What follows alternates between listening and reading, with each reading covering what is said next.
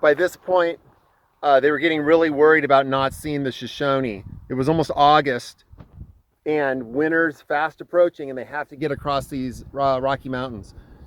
And so, upon leaving the Three Forks, when they left Three Forks, Lewis decided that he was going to go overland, while Clark started moving up the Jefferson River.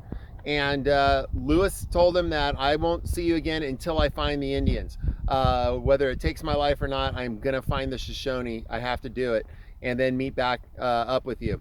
And so Clark made his way up to Jefferson, which was a very difficult way. We've driven maybe an hour, a little over an hour, from the Three Forks all along the Jefferson River, which is a small creek today. But there's a signpost here on the road. I just want to read this to you.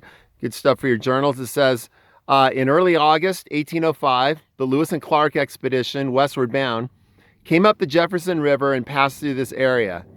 The valley was an ancient travel corridor. Lewis noted the presence of an old Indian road near the Big Hole River, which we're going to take you to here. The further south up the Jefferson the expedition traveled,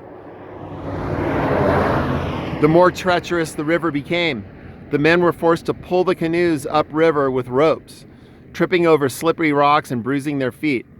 By the time they reached this point, their feet were so badly swollen they could hardly walk. In addition, Captain Clark hobbled along with a painful infected leg, and George Juilliard was injured after taking a fall down a steep bluff. The Corps was also increasingly preoccupied about contacting the Shoshone and obtaining much-needed horses. On August 4th, they reached the forks of the Ruby and Beaverhead Rivers. After little debate, Captain Lewis chose the Beaverhead River as their route and proceeded on toward the main range of the Rocky Mountains. And they'll finally meet the Shoshone a week later, about 50 miles south of here on the Red Rock River.